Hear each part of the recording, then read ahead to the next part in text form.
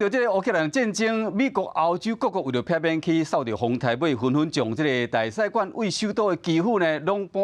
到乌克兰上西边，挖这个波兰的利维夫。也毋过，即马随着这乌克兰中部这个赫尔松嘛已经沦陷啊，战火已经拖到遮，搁向西边拖过来。有一个住伫台中的台湾新妇就真烦恼讲，伊住伫这个利维夫的爸母，所以讲呢，逐工利用这个时辰跟爸母对话，嘛发现讲，虽然战火还搁离利维夫真远，也无当地民众或是关会来帮助前线的人，或是开始做这个汽油弹，准备要备战。详细进行交互记者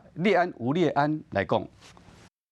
好，是的，主播，这名乌克兰籍的台湾媳妇安娜呢，目前呢正在用手机跟她远在乌克兰西部的利维夫的母亲通话。那目前呢，因为俄军呢不断的往这个乌克兰西边呢迈进，虽然离利维夫呢还是有一段距离，但是呢，安娜非常担心，因此呢，每天呢都会用手机呢跟她母亲对话，来了解当地的情况。I'm proud of my parents in any kind of way. Because my parents didn't leave their homeland, they stayed to fight, and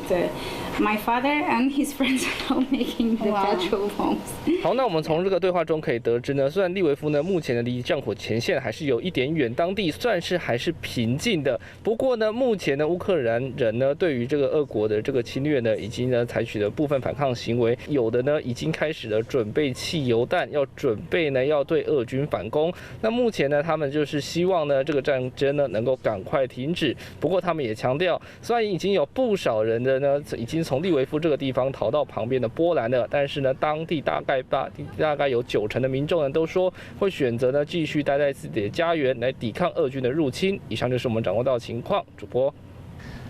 我是喜顾亚外，你订阅华视新闻 YouTube 频道了吗？记得按赞、订阅、开启小铃铛，也不要忘记收看华视新闻杂志哦。